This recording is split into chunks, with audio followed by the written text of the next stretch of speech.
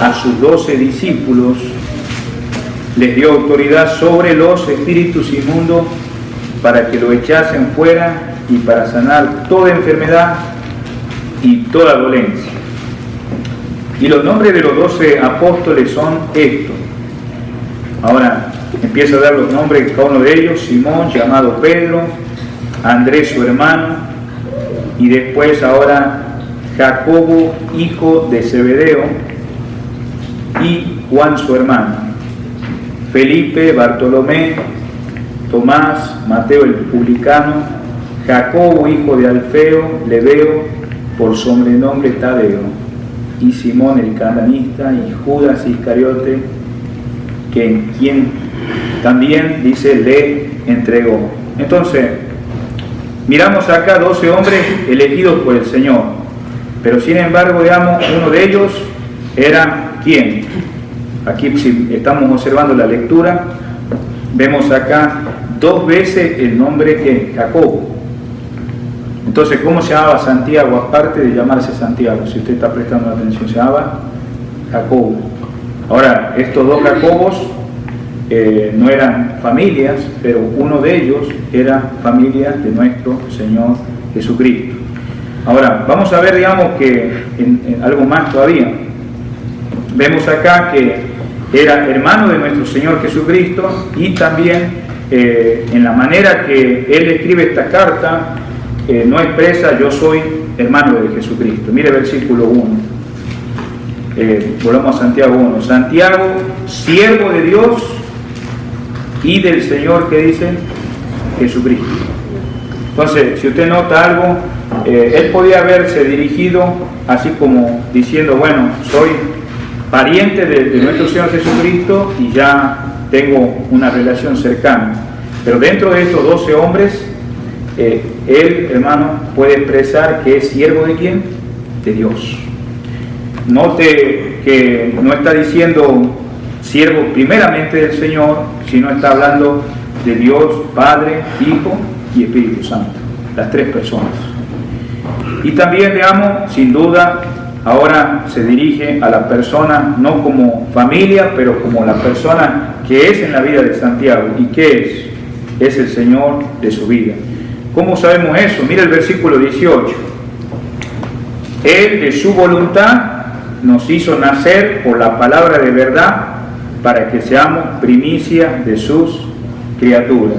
Entonces, más allá de que sea hermano, más allá que sea hermano en la carne, más allá de que sea compatriota, ¿por qué? Porque Santiago era judío, ¿no? Entonces, como nosotros acá, por ejemplo, ¿cuántos son de Guatemala?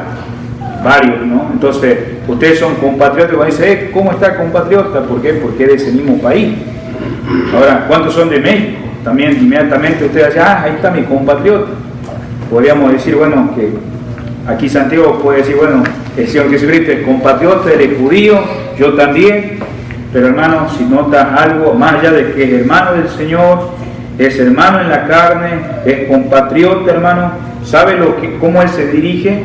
A la doctrina de que él ha nacido de nuevo por nuestro Señor Jesucristo. Mira, ahí lo acabas de leer, el versículo dice, él, ¿quién? Cristo, aquel que es Señor de mi vida, de su voluntad nos hizo nacer por la palabra de verdad.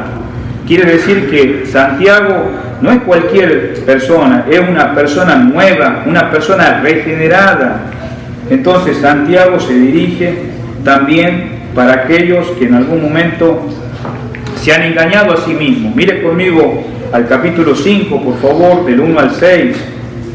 Acuérdense que vamos a ver a partir de varios pasajes, no ahora, pero en otras reuniones, hermanos, que ustedes sigan viniendo, vamos a estar mirando personas que dentro de la comunidad de estos creyentes habían entrado. Y mire el versículo 1, por favor. Vemos que había hombres que se habían entrado dentro de la comunión cristiana. Dice, vamos ahora, ricos. Mire que está escribiéndolo con un signo de admiración. Llorar y aullar por las miserias que os vendrán. Vuestras riquezas están podridas y vuestras ropas están comidas de polilla. Vuestro oro y plata están enmonecidos, y su moho testificará contra vosotros y devorará de todas vuestras carnes como fuego. Habéis acumulado tesoro para los días postreros. He aquí, clama el jornal de los obreros que han cosechado vuestra tierra, el cual por engaño no le ha sido pagado por vosotros, y los clamores de los que habían cegado han entrado en los oídos del Señor de los ejércitos. Habéis vivido en deleite sobre la tierra y sido disolutos. Habéis engordado vuestros corazones como en el día de matanza. Habéis condenado y dado muerto al justo, y él no os hace resistencia. Entonces miramos acá que también esta carta va dirigida a hombres malos que habían entrado en la comunión cristiana, y mira el mal testimonio que esta gente estaba dando.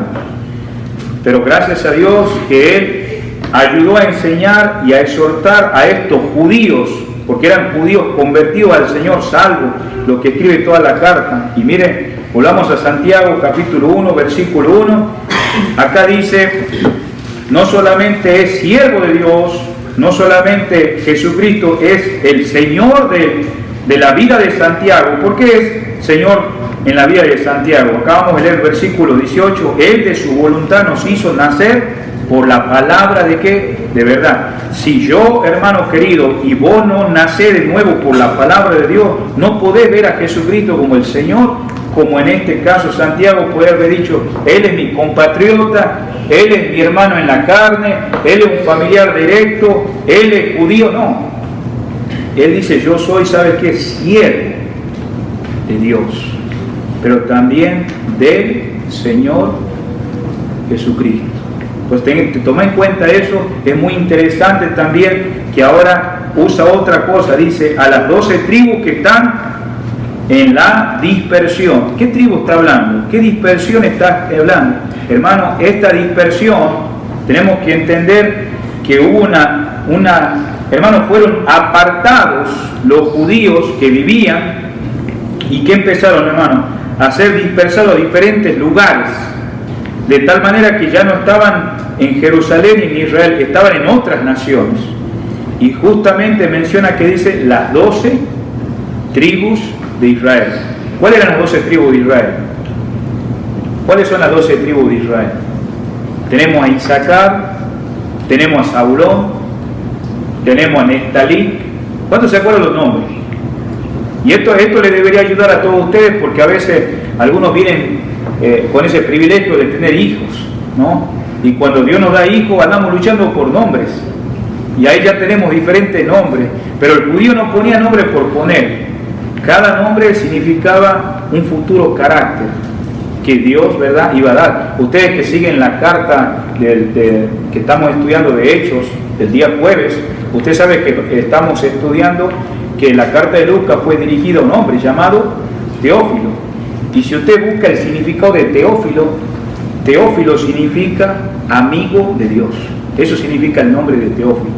O sea, Dios puso en la vida de Lucas sabiendo que Teófilo tenía un deseo de saber la verdad.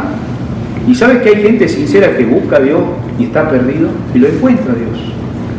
¿Sabes por qué? Porque lo busca de todo corazón. Así como vemos en el capítulo 10 de Cornelio, un hombre devoto, no era judío, era gentil, hacía muchas cosas buenas para Dios, pero gracias a Dios que tuvo que poner a Pedro en la vida de él. Y así, hermanos, vemos como en este caso la vida de Teófilo. Pero eso es algo aparte, solamente era el énfasis de saber que los nombres son puestos con un propósito, ¿no? Y entonces vemos que las 12 tribus eran las 12 tribus de Israel. Y por eso vemos, hermanos, que fueron dispersas. La palabra dispersa, ¿se acuerdan algunos de ustedes que escucharon la enseñanza de lo que pasó después de que Saulo de Tarso andaba persiguiendo a los cristianos? ¿Qué les sucedió a ellos? Fueron dispersados. Volví a escuchar la palabra esa, dispersado. ¿Y de dónde venía la palabra dispersar? Habla de un sembrador que agarra semillas y la empieza a tirar, la empieza a regar, con el objetivo de ¿qué? De siembra. Eso estamos mirando, semilla dispersa. ¿Por medio de qué? los judíos habían sido esparcidos en la primera persecución. Vamos a ir a Hechos capítulo 8, versículo 1. Estamos mirando, hermano, el trasfondo en la situación en la que estaban estos hermanos y por qué fue escrita esta carta. Vamos a ir, por favor, al libro de Hechos.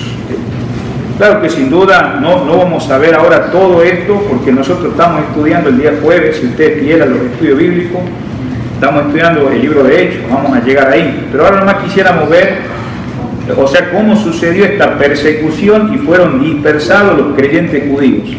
Dice el versículo 1, y Saulo consentía en su muerte. ¿Qué muerte? La muerte de Esteban. ¿Se acuerda que Esteban fue el primer mártir? Muy bien, dice, en aquel día hubo una gran persecución contra la iglesia que estaba en Jerusalén y todos fueron esparcidos. ¿Quiénes fueron los primeros convertidos, queridos hermanos, cuando después que Pedro dio el primer mensaje? ¿Eran judíos o gentiles? Todos eran judíos. Esa iglesia no había ningún gentil, todos eran judíos. Entonces la iglesia primera, principal, fue judía.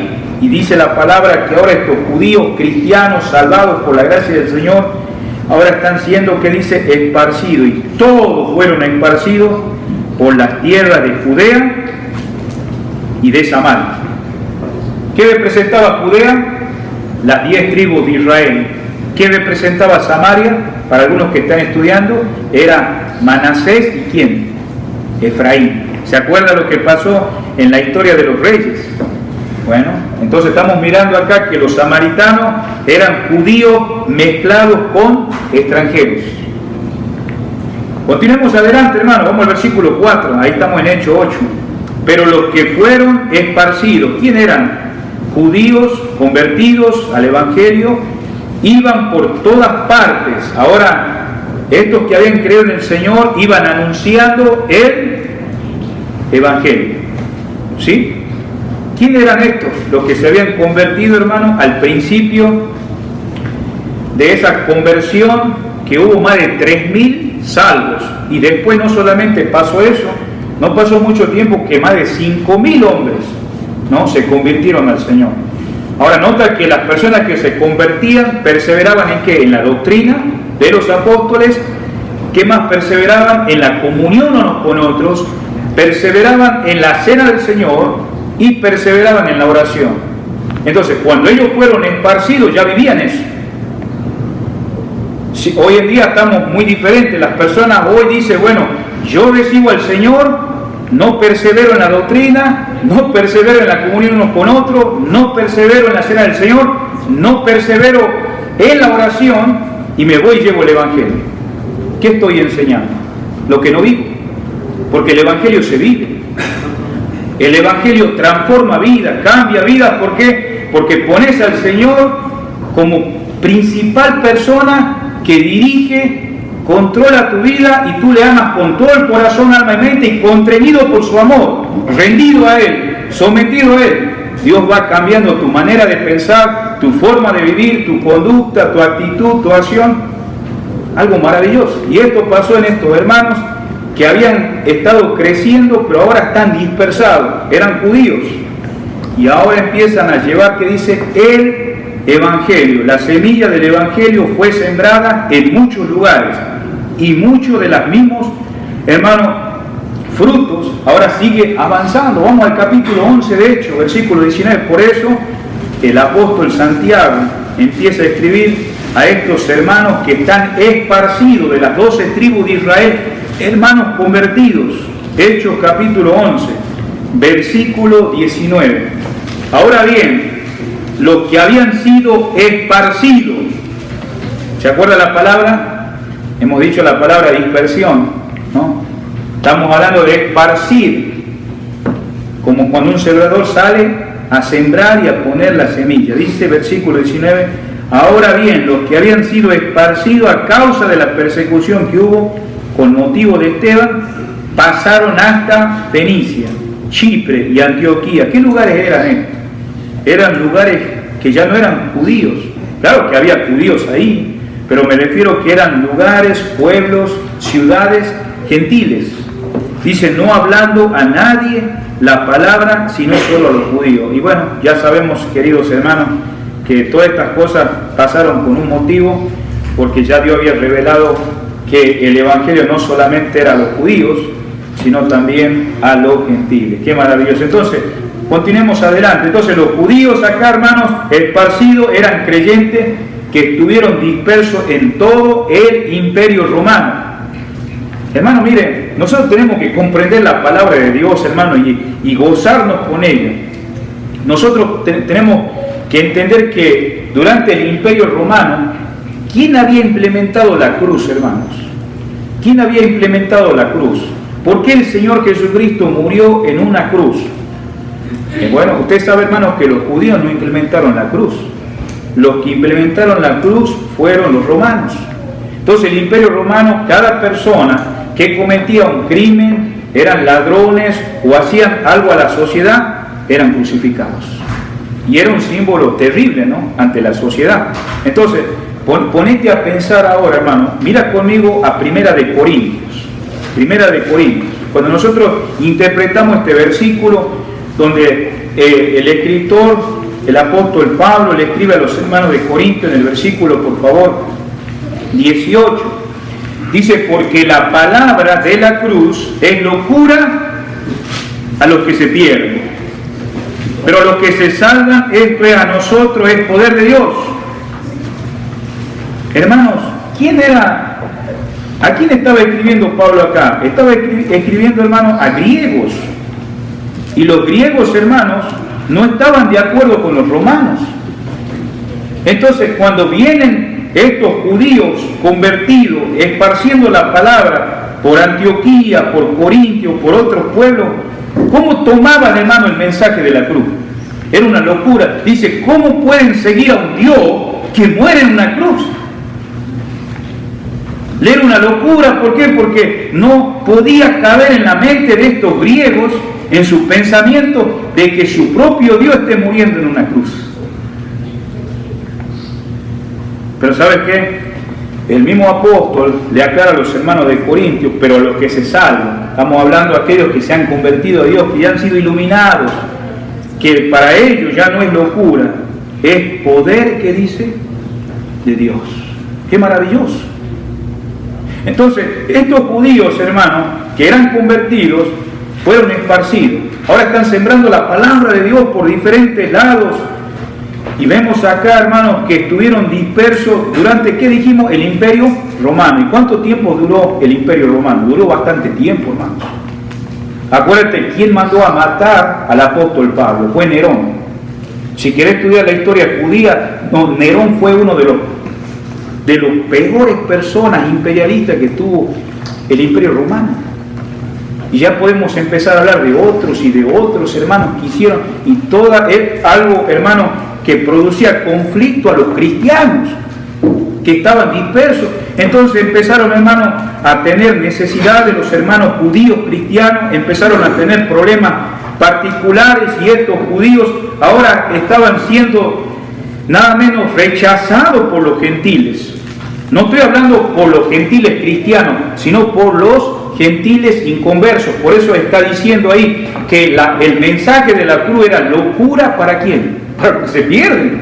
Dice, ¿cómo puede ser que esta gente anda predicando y ellos mismos mataron a su Dios y fue crucificado por los romanos? ¡Qué confusión! Ahora había persecución de los gentiles hacia los hermanos dispersados de todas las tribus. Sigamos adelante, hermanos. Hubo rechazo, pero los judíos, hermanos creyentes, no solamente serían objeto de rechazo de sus compatriotas. Ahora, también en esta carta que estamos leyendo de Santiago, hermanos, indica que había creyentes pobres. ¿Cuántos ustedes han leído en Santiago donde dice, si tú ves a un hermano pobre, ¿no?, y entra a la iglesia, y entra después un rico, al pobre lo hace? ¿Has leído esa parte? Bueno, había también, hermano, creyentes pobres, y algunos de ellos estaban siendo oprimidos por los ricos, y eso vamos a ver en la carta. Entonces, vemos acá que Santiago escribió con una razón esta carta, hermanos. No podemos decir, bueno, aquí hermano voy a leer este pasaje. No, él lo escribió con un propósito. ¿Y sabe cuál era el tema particular, hermanos? Bueno, usted sabe que el Señor usó la carta de Romanos. La carta de Romanos, hermanos, es una carta para preparar a los creyentes romanos para su visita que Pablo, hermano, iba a tener por causa de la primera carta a los Corintios. Y vamos a ver, hermano, que estaba habiendo una persecución contra los judíos creyentes, pero también estaba habiendo una persecución contra los hermanos porque estaba tratando de entrar el legalismo. ¿Qué es el legalismo, hermanos? Usted sabe, hermanos, que había judíos que se habían convertido al Señor, pero ellos querían seguir, hermanos, viviendo la práctica de la ley. Pero ya, hermanos, sabemos que la ley no ayudaba en nada a la salvación, porque la salvación es por gracia de Dios. Entonces, ahora, hermano, vemos que se escribe el libro de Gálatas y empezó a escribir no solamente a los hermanos de Gálatas, escribió a un grupo de congregaciones para advertirles del legalismo y de la falsa enseñanza. Gracias a Dios por esa carta. Un día, hermano, si Dios permite, podemos estar leyendo o estudiando esa carta, pero no es esta la ocasión. Entonces, al leer la carta de Santiago, uno encuentra, hermano, a judíos creyentes que tenían problemas personales dentro de la iglesia. O sea, esta carta va dirigido a cristianos convertidos y que tenían problemas personales. ¿Qué problema, hermano, no hay en una iglesia? Mire, hermano, en el tiempo que el apóstol Santiago era pastor de esta congregación, había problemas. Y vamos a ver lo que les pasó a ellos y qué es nuestro presente que podemos aprender para que Dios tenga que llevar una reflexión en donde tenemos que hacer que Dios empiece a transformar nuestra forma de pensar, nuestros corazones, hermanos. Había problemas personales. La primera razón es que estaban pasando por pruebas difíciles, y usted nota algo ahí, hermanos. En el versículo 2 dice: hermanos míos, tened por sumo gozo. Y hermanos, no quiero pasar por alto algo. Hay una palabra acá en el versículo 1 que termina dando esa expresión, Santiago, de que Dios, hermano, es todo para él y él es un siervo de Dios, es un siervo del Señor Jesucristo, y se dirige a las 12 tribus y termina diciendo una palabra final, dice salud. ¿Sí? Esa palabra que es salud.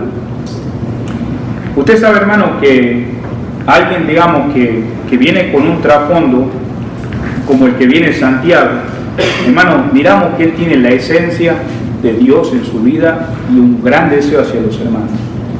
¿Y qué le dice? Salud. Te deseo, digamos, la mejor cosa que tenga que ver con tu propia vida en medio de esta persecución y pruebas que ustedes están pasando. Hermano, ¿qué anhelas para personas que están pasando persecución, que están pasando pruebas en tu iglesia? ¿Qué anhelamos nosotros de los hermanos? ¿Les deseamos lo mejor? ¿O nosotros pensamos, bueno, bien hecho, eso te pasa porque andas así, o mira, esto te sucede por esto? No, hermanos. Hay que comprender, hermano, que el que tiene un corazón de Dios, hermanos, y que desea lo mejor para quién, para su prójimo, ¿sí? Santiago es un judío que dice, hermano, en medio de toda esta dispersión, les deseo que tengan salud, que estén bien. Miren, en una corta palabra, ¿no? Desea lo mejor del fondo del corazón del escritor, donde Dios está obrando, guiado por el Espíritu Santo. Eso, nosotros podíamos aplicar esa verdad porque nosotros miramos rostro acá y no tenemos a veces una comunicación como de veras, pero le decía el bien a tu hermano, orás por él para que él tenga una salud espiritual como debe ser, como mira la relación que tenía el apóstol Juan con Gallo. No sé si ustedes han visto la misma expresión que usa Santiago. Mire, acá vamos a la tercera carta de Santiago. A veces mando ciertos recados a los creyentes, a veces a queridos hermanos que Dios nos pone en el corazón. Dice acá el apóstol Juan, ya anciano, hermano, ya un hombre transformado por Dios. ¿Se acuerda que era un apóstol que hasta quería matar a los samaritanos? ¿Se acuerdan en una ocasión? Quería mandar fuego del cielo porque no lo habían hospedado. Tal vez yo creo que a nadie de nosotros tenemos ese problema del carácter. Pero mira qué interesante que Juan lo tuvo. Usó una base bíblica para decir, mira, no hay un pasaje Jesús donde dice que nada menos oró Elías y dijo, ¿sabe qué? que vino fuego del cielo y quemó a todos? ¿Por qué no oramos por estos samaritanos y que se queme a todos? Qué buen deseo tenía, ¿no? Pero gracias a Dios por un Dios de amor que tiene que trabajar en el corazón de ¿quién? Del apóstol Juan, para que se convierta en ese hombre que nada menos se llama ese apóstol de ¿qué? Del amor. ¿Verdad? Y vemos acá que era el deseo que tenía el apóstol Juan hacia Gallo. Versículo 2 dice: amado, yo deseo que tú seas prosperado en todas las cosas y que tengas ¿qué? Salud, así como prospera, ¿qué dice? Tu alma. ¿Tenés ese anhelo hacia tu hermano en la fe, querido hermano? ¿Tenés ese anhelo? Le mandás, por ejemplo, en el tiempo de mejor comunicación en la actualidad, un texto: hermano, estoy orando por tu salud, espero que te vaya bien el trabajo, espero que estés bien espiritualmente, seguí adelante. Le da una llamada, lo ves en la calle, le deseas la salud. Hermano, ese es un desafío para mí, para ver el cristianismo auténtico. Y si carezco de eso, ¿qué tengo que hacer? Decirle: Dios, cámbiame, transfórmame, perdóname, capaz que no soy un hijo del Señor. Pero gracias a Dios, hermano, que si Dios obró en la vida del apóstol Juan, ¿podrá Dios obrar en nuestras vidas, sí o no? Claro que sí. ¿Tenés esperanza que Dios puede transformar nuestro carácter? ¿Tenés un gran deseo, papá de familia, esposo, hasta hacia tu esposa? Te deseo que estés mejor que yo. Aunque yo tenga que sufrir todos los golpes, yo quiero que estés bien. Papá, ¿deseas eso para tu hijo? Hijo, ¿deseas eso para tu papá? Mira, papá, qué lindo de verte. Mira, todo el día estuviste fuera. Quiero pasar tiempo contigo. Hermano, qué maravilloso el deseo de Santiago hacia estos hermanos dispersados en pruebas y tribulaciones, que tengas que salud. Y la vida del apóstol Juan nos da un reto, ¿sí? A comparar y decir: Señor, ¿has cambiado algunas áreas de mi ser? ¿Has cambiado mi actitud hacia mi prójimo? Y Gallo, hermano, yo sé que, hermano, nosotros a veces repetimos estos pasajes y le damos memoria, pero ya dejemos de nomás memorizar, decir: Señor, ¿tengo yo eso en mi vida? Te dirás: bueno, tal vez no lo hagas con los 100 que estamos presentes, pero comenzá con tu esposa. Comenzá con el hermano que vivís al lado, ahí en la habitación. Comenzá con aquellos que estás trabajando, que vean un testimonio, que así como deseamos el bien de los hermanos, deseamos el bien de todo el mundo. Y qué maravilloso ver esto, hermano. Salud. Mira, yo ya me estaba pasando de largo eso, hermano, pero bueno, no podemos pasar una tilde, dice que no pasará ni una jota ni una tilde de la palabra. A veces yo no quisiera ver y dar, hermano, ya no veo ese pasaje, voy a entrar al otro versículo, vamos. Pero hay que leer, hermano, con la guía de Dios. Y yo creo, como los que estamos metiendo el discípulo, no me gustaría contestarle a Dios y decirle: Dios, ¿de qué me está hablando? Sigamos por otro tema. No. Decirle: Señor, ahora me ha hablado. Capaz que alguien ya se va a ir ahora a arrodillarse: Señor, necesito que obre en esta palabra salud. Y podemos darle ya el significado a todo esto. Entonces, hermanos, entramos al versículo 2, dice: hermanos míos, tened por sumo gozo cuando halléis en diversas pruebas. Y nota algo que está expresando: pruebas, hermanos, que estaban viniendo a los hermanos que se estaba refiriendo en el versículo anterior. Hermanos que estaban dispersados, hermanos que estaban pasando por grandes tribulaciones que estamos mirando, habían sido dispersados, y ahora, hermanos, vemos que estos hermanos también estaban llevando la palabra y estaban recibiendo el rechazo ¿de quién? De los judíos, de su propia nación, de los inconversos.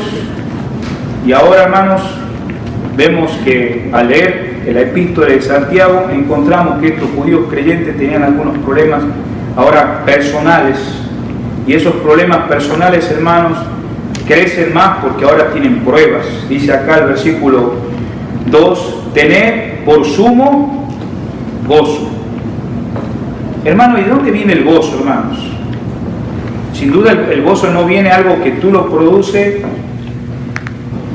ni la iglesia lo produce, un trabajo no lo produce, pero el gozo viene del Señor. Ahora, quiero decirte algo, el Espíritu Santo mora en el creyente. Y si el Espíritu Santo mora en tu vida, en nuestras vidas, y está orando en plenitud, es una característica que viene del Señor. Mire, por favor, Gálatas capítulo 5.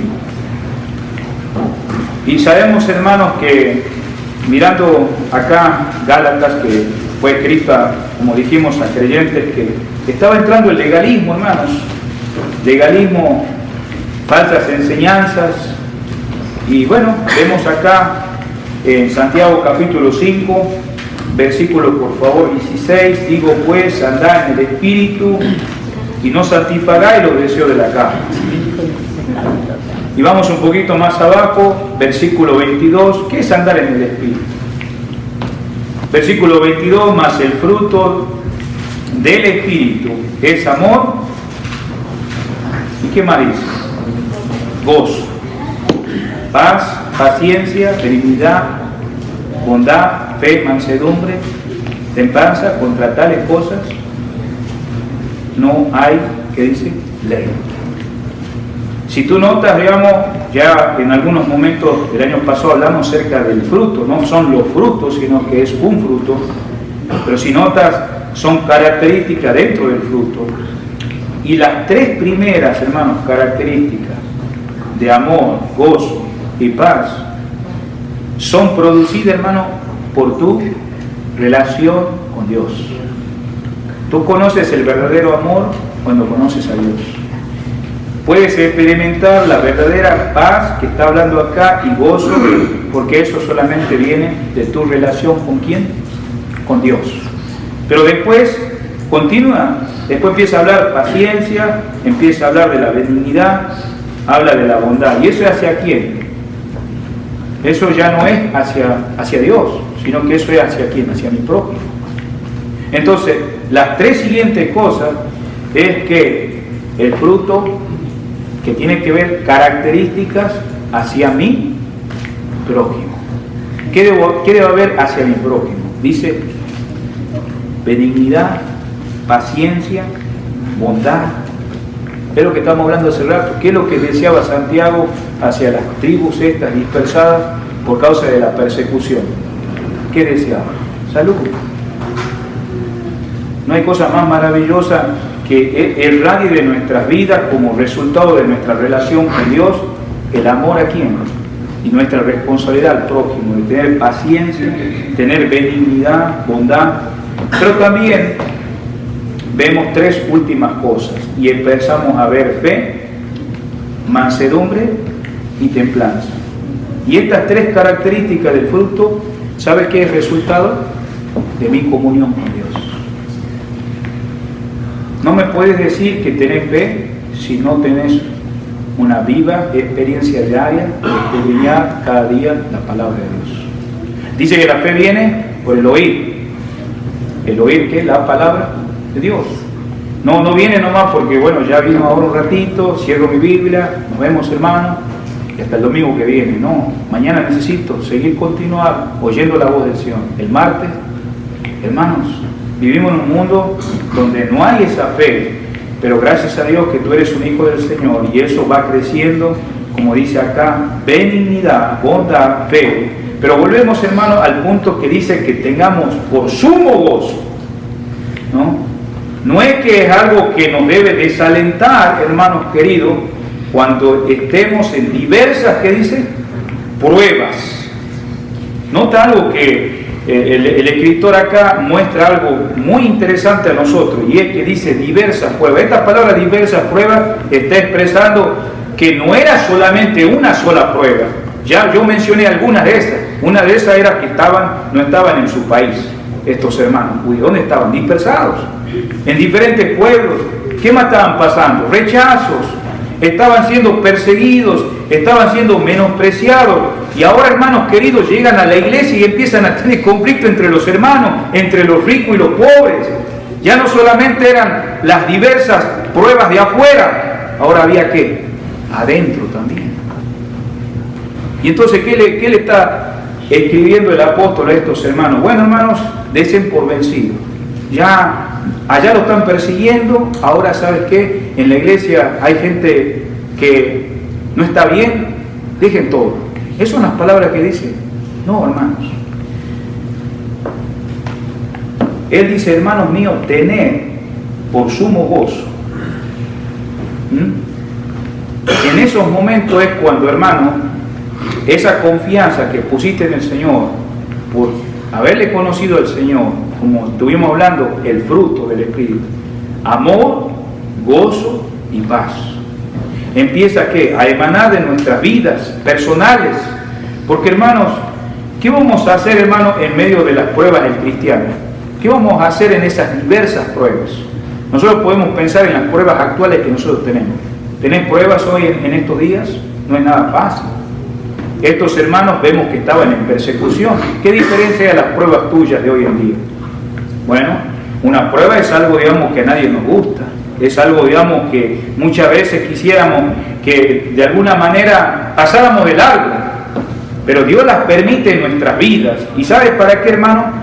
Para que nosotros, hermanos, podamos llegar a una madurez espiritual. Tenemos que convertir, hermanos, las pruebas que Dios permite en nuestras vidas en triunfos que el Señor le va a dar a usted o a mí. Pero no va a haber triunfo en tu vida personal si en este caso, digamos, no miramos esto, como dice el apóstol, con sumo, que dice, gozo. O sea, no estamos hablando de quejarnos, no estamos hablando de que no nos llegue a afectar, pero, hermanos, el gozo, hermanos, viene del Señor. Notemos algo acá, hermanos, algo también en este versículo. Observemos, hermanos, como, por ejemplo, una rosa. Algunos de ustedes han puesto alguna vez una rosa, pero primero comienza con un capullo, ¿no? Y después va creciendo hasta formarse la flor que debe, pero tiene que pasar por un periodo, por una etapa, digamos, de tal manera que más adelante esa planta que se puso, que no fue una rosa, sino que fue algo que fue pasando como un proceso, sale, ¿no? Algo bonito, algo precioso. Y Santiago dice que nosotros podemos también pasar por esa misma experiencia, como estos hermanos que están pasando dificultades, aunque las pruebas a veces vengan de afuera, también vienen ¿qué? Tentaciones en medio de las pruebas que son internas. ¿Y cuáles son las tentaciones? Son las salidas que nuestra, en primer lugar, carne lo está mostrando, y lo vamos a ver acá, por favor, porque lo vamos a mencionar ya la semana que viene. Mire conmigo un poquito más abajo. Versículo, por favor, 13. Cuando alguno es tentado, no diga que es tentado de parte de ¿quién? De Dios. ¿Por qué está expresando así? Porque estos hermanos están pasando pruebas. Cuando alguno es tentado, hay una diferencia entre la tentación y la prueba. La prueba es algo que no es fácil. Vemos en este momento las pruebas que estaban pasando estos hermanos. Pero la tentación, queridos hermanos, ¿es algo fácil? Claro, a nuestro punto de vista la vemos fácil como una salida. Pero acá estamos mirando claramente en el versículo 12, dice: cuando alguno es tentado, no diga que es de parte de Dios, porque Dios no puede ser tentado por el mal, ni Él tienta a nadie. Entonces, ¿de dónde vienen las tentaciones? En medio de las pruebas, claro. Versículo 14, sino que cada uno es tentado cuando de su propia concupiscencia es atraído y seducido. Entonces, en otras palabras, en medio de esas pruebas que vienen de afuera, entonces empiezan a venir las tentaciones. Y dice que estas tentaciones vienen de nuestras propias, que dice concupiscencia. Esa palabra concupiscencia tiene que ver, hermano, con pensamiento, con cosas que estamos viviendo en nuestra mente. Y por eso es muy importante, queridos hermanos, que cuando nosotros entramos a la vida cristiana, miramos, hermanos, en dónde está nuestro fundamento. Nosotros a veces decimos, bueno, Jesucristo es la roca, Jesucristo es la principal piedra del ángulo, en ningún otro hay, que dice, fundamento que el que está puesto, Jesucristo. Y eso es verdad, hermanos. Pero cuando llevamos a la vida real, la vida cristiana, y entramos a las pruebas como estos hermanos, ¿no? Ahí se ve, digamos, si nosotros vamos a volver a nuestra manera cuando teníamos conflicto, antes de que no conocíamos a Dios, y cómo la resolvíamos.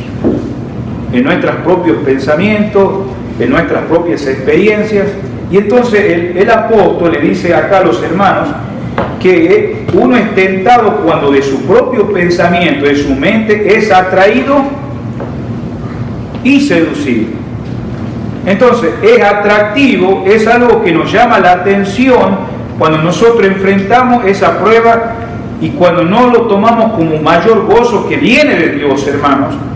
Entonces inmediatamente nos miramos a nosotros mismos y en nuestra propia experiencia queremos salir. Y quiero decir algo, usted no puede salvarse de las tentaciones.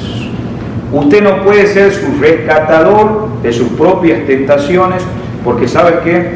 La Biblia dice claramente acá en el libro de Hebreos, por favor, capítulo 2, que Él es nuestro auxiliador hacia aquellos que piden ayuda de parte del Señor. Mire conmigo al libro de Hebreos, capítulo 2.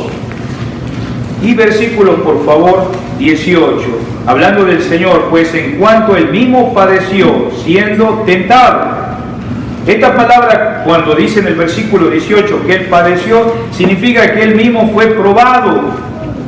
Él mismo fue, digamos, puesto en una prensa. Y sabe que Él, hermano, lo más difícil que pudo enfrentar en el Monte de Olivos, ahí, en ese lugar, como una prensa, ¿no? Estaba haciendo en aflicciones, ¿no? Principalmente porque estaba a poco tiempo de llegar a la cruz del Calvario. Pero también que había tentaciones. El Señor experimentó pruebas, el Señor experimentó el padecimiento, pero también experimentó que la tentación. Y ahora el escritor de los Hebreos escribe a judíos, hermanos, que habían pasado nada menos también por persecuciones, porque habían sido expatriados, habían sido, hermanos, perseguidos, y ahora Él les dice, por en cuanto Él mismo padeció siendo tentado, es poderoso para socorrer a los que son, ¿qué dice? Tentados. ¿Quién es poderoso? ¿De quién estamos hablando? Estamos hablando de aquel que inició la carta del apóstol Santiago y dice, mirá, yo no me dirigí a Cristo, iniciando la carta no me dirigí, sos mi compatriota, sos mi hermano, sos judío como yo. No, dice, siervo de Dios y siervo de Jesucristo, siervo del Señor, soy esclavo de Él, ¿no? Y si Él, esa era la posición de ¿quién? De Santiago hacia el Señor. Si yo te preguntara en esta noche, es fácil decir yo puedo pasar una prueba y salir de las tentaciones. No te creas. Tenemos que pensar cómo Santiago tenía al Señor Jesucristo en su vida. Él era siervo de Dios y siervo del Señor Jesucristo. Era un esclavo. Él sabía que su vida estaba mejor en las manos de Él y que, claro, Él anima ahora a los hermanos que están dispersados, que están pasando persecución, diciendo, tengan por sumo gozo. No enfrenten, digamos, estas cosas en sus fuerzas, porque las tentaciones te seducen, te engañan, pero no es la salida. ¿Quién es la salida? En las tentaciones, cuando Dios permite pruebas. Acabamos de ver nuestro Señor Jesucristo, que fue el que dice, tentado, y dice que es poderoso. Yo te quiero preguntar, en esta semana que pasó, ¿de cuántas tentaciones fuiste librado? ¿Cuántas pruebas has estado viviendo esta semana? ¿Sí? Y el Señor no fue poderoso para ti. Sí, tal vez nosotros hablamos, como muchos hoy en día y la semana pasada hablamos acerca de creer. Sabemos que el diablo cree en Dios, sabe la existencia de Dios, pero él nunca ha dicho a Jesucristo, tú eres mi Señor. ¿Por qué? Porque Él ya se reveló. Él ya se reveló y otros se revelaron, ángeles, y hoy en día la humanidad la está confundiendo más y más. Y la va a seguir confundiendo. Pero gracias a Dios, si tú fuiste iluminado y ahora Jesucristo es tu Señor. Y este Señor no solamente es un llaverito donde yo me lleno la boca, Él es Señor. No, hay un temor a Él. Me someto a Él. Soy siervo de Él, porque si no soy siervo de Él, termino como esclavizado a alguien. No puedo ser siervo de dos personas a la vez. Y es lo que el apóstol Pablo le quiere aclarar a los hermanos de Roma. Por eso la carta de Roma, Pablo estuvo preparando para llegar, porque en Roma había hermanos perseguidos. Mire conmigo para finalizar. Capítulo 6, por favor. Romanos, capítulo 6.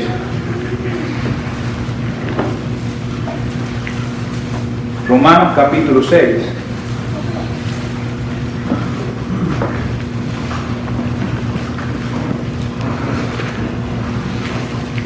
Dice el versículo 10, porque en cuanto murió, está hablando del Señor, al pecado murió una vez por todas, mas en cuanto vive, para Dios vive. Así también, vosotros, consideraos muertos al pecado, pero vivos para Dios en Cristo Jesús, Señor nuestro.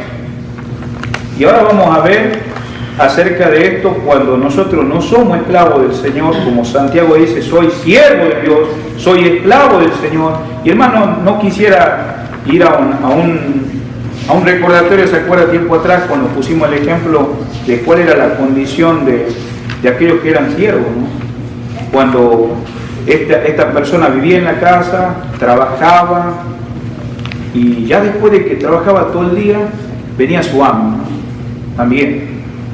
Inmediatamente ese siervo, como el apóstol, el esclavo menciona, ¿cómo llegaba él? Con hambre, cansado, porque de todo un día de trabajo. Pero sin embargo, ahí en esos momentos, ¿no? Ese amo dice, sírveme, ¿no? Prepárame la comida. Entonces ahora vuelve este siervo a volver a ponerse, de estar sirviéndole a quién, a ese amo, a ese Señor.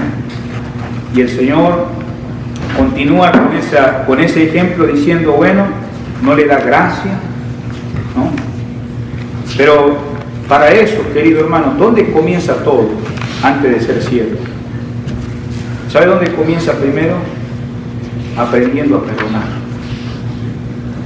No se olvide lo que le dijo el Señor a los discípulos acerca de cómo ellos tenían que enfrentar para entrar a ser un nivel de siervos. Acuérdense que los discípulos, ellos fueron ofendidos también por circunstancias, fueron ofendidos por la gente que los maltrató, pero ¿sabe qué? En todo esto ellos aprendieron a perdonar. Y una vez que aprendieron a perdonar, el Señor los quiso llevar a un nivel de servir. Y hermano, el siervo, digamos, no recibe gracia del amo. No espera una palabra de elogio, al contrario dice, siervo inútiles somos. Hicimos lo que deberíamos haber hecho. Tal vez nosotros no hemos llegado a la condición de siervo, pero sin embargo Santiago, él es siervo, y él dice, yo soy siervo del Señor. Ya no soy esclavo de lo que yo estaba antes esclavo. Hermanos, aquí vemos en el versículo que va a decir, versículo 12, no reine pues el pecado en vuestros cuerpos, que dice, mortales, de modo que le obedezcáis en sus concupiscencia, o sea, pensamientos, cosas que en tu mente, en tu corazón están corriendo, ni tampoco presentéis vuestros miembros al pecado como instrumento de iniquidad, sino presentad vosotros mismos a Dios como vivos de entre los muertos, y vosotros miembros a Dios como instrumentos, que dice, de justicia, porque el pecado no se enseñorea, ya no es tu amo el pecado de vosotros, pues no estáis bajo la ley, sino bajo la gracia. El Señor, hermano, cuando te rescató, te reconcilió, te dio libertad para no ser más esclavo del pecado, pero ahora ser ¿qué? Un esclavo de Jesucristo. Voluntariamente, sirviéndole a Él. Pero sin embargo, digamos, podemos ser atados, como vemos acá, en nuestra manera de pensar, de nuestros fundamentos, y ir y buscar nuestro escape. Pero hermanos, ¿quién nos puede librar de todas las tentaciones en medio de las pruebas? ¿Quién nos puede librar? El Señor, que es todopoderoso. Que Dios nos ayude, hermanos, a nosotros. Todos somos tentados acá. Muchos han sido tentados a guardar rencor, tentados a ser celosos, tentado a ser envidioso. A veces nos cagamos, no soy adúltero, no soy fornicario, pero hay pecados ocultos, querido, que están destruyendo la vida y te están haciendo esclavo. Y esta iglesia que vamos a estudiar, que Santiago pastoreó, tenía muchos problemas. A veces uno piensa en la iglesia de Corintios, pero esta iglesia, hermano, esta enseñanza que Santiago dio a la iglesia, a los hermanos que leyeron, demostró, hermanos, que, hermanos, no es esto una religión que estamos siguiendo, no es algo nomás que estamos haciendo por hacer. Si somos cristianos y vamos a pasar pruebas, vamos a tener un sumo gozo. Querido, en esta noche estamos llegando nosotros al final. Yo quisiera preguntar, ¿vos tenés sumo gozo en tu vida personal? ¿Tenés sumo gozo? No te estoy hablando de hacer un show, de hacer malabarismo. ¿Tenés el gozo de Dios? El sumo gozo. ¿Tenés pruebas? ¿Tenés deudas? Hay otros que tienen deudas. ¿Tenés problemas financieros? ¿Tenés problemas con tu familia? ¿Cómo estás enfrentando eso? ¿Con sumo gozo? ¿O estás enfrentando, digamos, en tu pensamiento y tú piensas que va a ganar la tentación? ¿Quién es nuestro auxiliador? ¿Quién es el Todopoderoso? Pero claro, para eso tenemos que ponernos en la situación de Santiago. Dice, ¿sabes qué? Jesucristo, si yo voy a comenzar esta carta, no te voy a tratar como compatriota. No te voy a tratar como mi hermano en la carne, porque por derecho, la misma madre que permitió Dios por el Espíritu Santo que fuera engendrado, la misma madre me engendró a mí, aunque mi padre se llama José. Pero no te puedo tutear. Perdóname. Soy siervo de Dios y soy siervo de nuestro Señor Jesucristo. Y sabe que no doy oportunidad a la esclavitud del pecado, porque si vamos a pasar pruebas, quiero animar a estos hermanos, porque, hermanos, yo quiero preguntar, estas tribus que estaban dispersas llevando el Evangelio, ¿podían haber negado la fe? ¿Sí?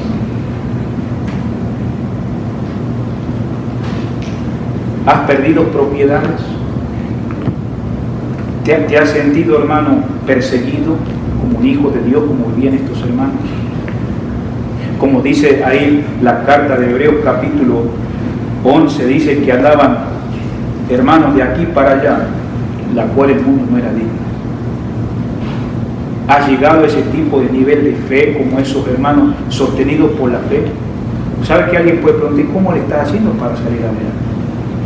Hermano, ese mismo Dios que ellos confiaron es el mismo Dios que tú has conocido. Y ahora mismo tú tienes que hacerte un autoexamen, qué prueba tú estás pasando. Tienes que hacerte un examen, cuáles son las tentaciones que estás experimentando. Y si ya has fracasado, hermano, ¿qué puedo hacer? Yo, hermano, en esta noche voy a ir a orar. Yo no voy a ir a orar para pedirle a Dios que me ayude en el trabajo. A mí el Señor me mostró qué debilidad tengo. No tengo que ignorar la palabra, lo que me estamos diciendo. Él nos ha hecho ver por su palabra que si, por ejemplo, Santiago, él era un siervo de nuestro Señor Jesucristo, yo me pregunto, ¿qué soy yo? ¿Soy un hijo tuyo? ¿Ahora soy un siervo tuyo, Señor? ¿O soy siervo a la esclavitud del pecado? Señor, estoy pasando pruebas. Mira, esto me pasó esta semana. Mira estas tentaciones. Mira el testimonio perdido, Dios mío. Me acaba de mostrar aquel hermano que me está leyendo la palabra que tú eres el auxiliador. Yo no he experimentado eso. Yo he querido manejarme con mi inteligencia, pedir a un montón de ayuda a medio mundo, pero no he ido a ti. ¿Qué vamos a hacer? Bueno, acá estamos viendo la respuesta. Aquí está la solución. Si está la solución, ¿qué puedo hacer? ¿Voy a quedarme como estoy? ¿O voy a responder por fe a la palabra de fe? Y voy a ver el lado de clemencia y de misericordia de Dios. ¿Por qué? Porque pues sabemos que Él desea el bien. Querido hermano, lo que te acabo de enseñar sería la expresión que está diciendo el apóstol Santiago a los dispersados: ¿tenés salud?